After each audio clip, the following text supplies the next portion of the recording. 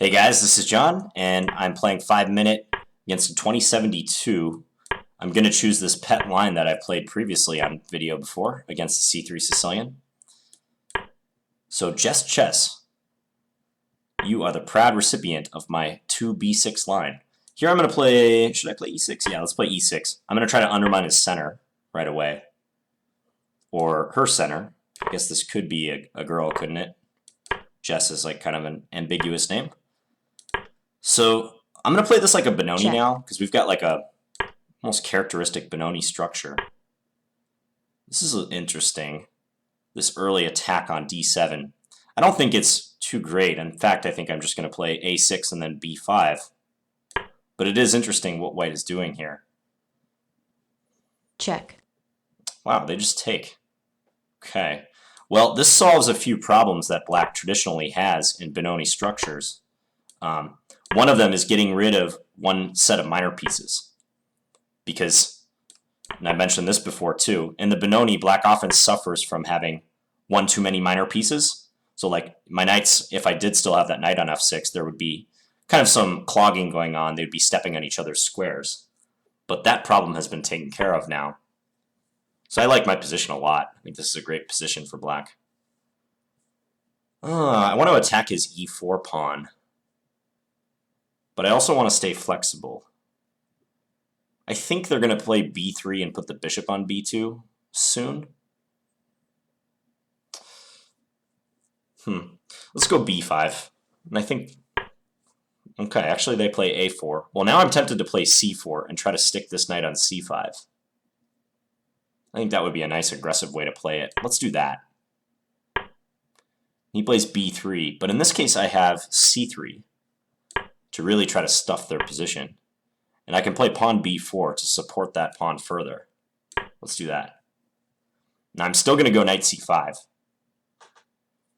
At least that's the plan for now. Knight e5 also makes sense, but knight c5 I think I like even more. I attack this. Probably they'll play knight g3 to defend it. Plays rook e1 instead. Okay. Queen f6 comes to mind. Just queen d7 comes to mind. a5 also looks pretty good. Let's go a5. Well, that just hangs a knight, doesn't it? I was going to go bishop a6 and put the bishop on d3. Yeah, he just flat out hung a knight. Okay, not white's best game. But let's just talk a little bit about why that transformation was favorable to black. So this is a system I've advocated before. I think it's a good blitz weapon, if anything. And it's interesting to play in longer time control games too. I have done that before. But it gets white out of book most of the time because C3 Sicilian players, they're very much expecting you to play either knight f6 or d5 in this position because that's what black mostly plays. And those are the two best moves, quite honestly. But b6 leads to interesting positions too. And the key thing, as I've explained before, is that you don't take the pawn on d4 yet. If you take the pawn on d4 now, you ruin the entire setup for black. Because after takes, and then bishop b7, white can seamlessly play knight c3 and defend the pawn on e4. We don't want that. We want to play bishop b7 right now when they don't have the c3 square available for the knight. It's blocked by their c-pawn. That's one drawback to the c3 Sicilian. I don't rate this d5 move very highly for white, although I have seen it played. I think bishop d3 or knight d2 are better ways of going about this position.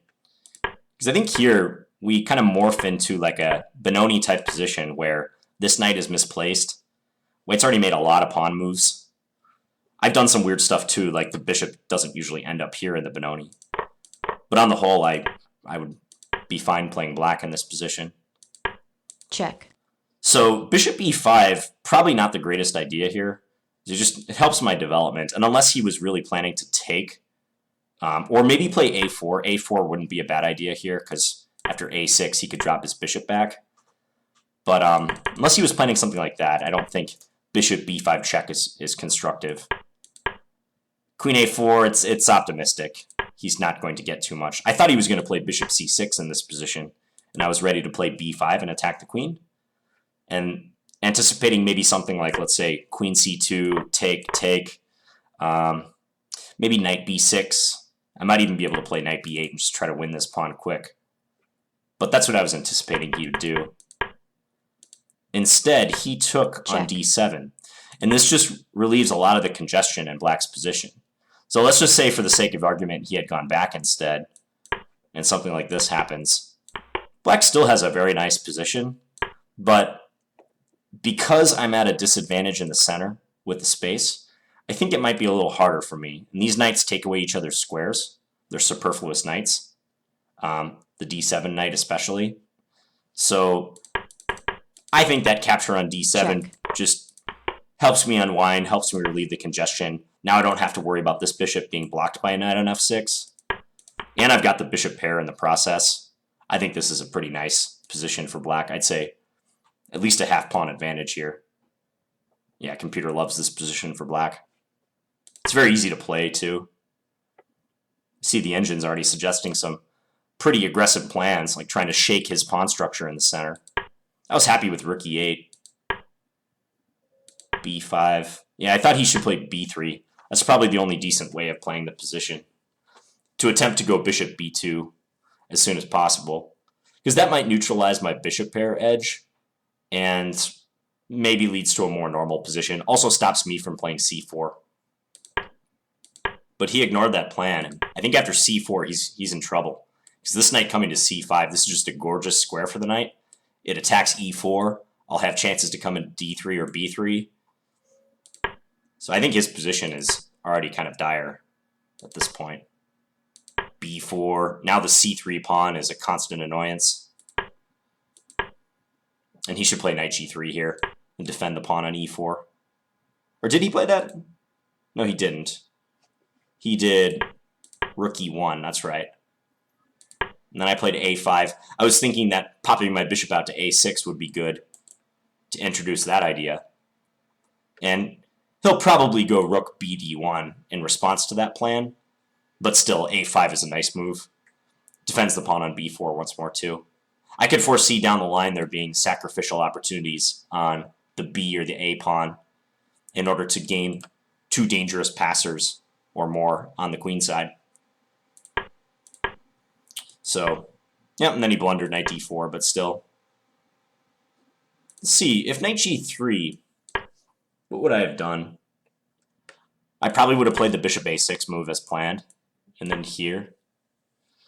And now I'd have to come up with something. I mean, a simple plan would be something like queen c7, and then try to double rooks on the e-file, and really hammer that pawn. I might be able to consider something more audacious too, like maybe f5. Maybe. I don't know. That could get really sharp though. I was thinking if take and then take. Check. If he takes with a rook, I can get into d3 with my bishop. But he might take with the knight. Even this is probably pretty good for black, like maybe a move like that. I've got a lot of activity. But no, I'm pretty sure I wouldn't have done that. I would have played some calmer move like queen c7. Okay, hope you guys enjoyed that one. Quick c3 Sicilian game. And if you have any comments about this, feel free to leave it in the comments window. Thanks for watching, guys. Talk to you later.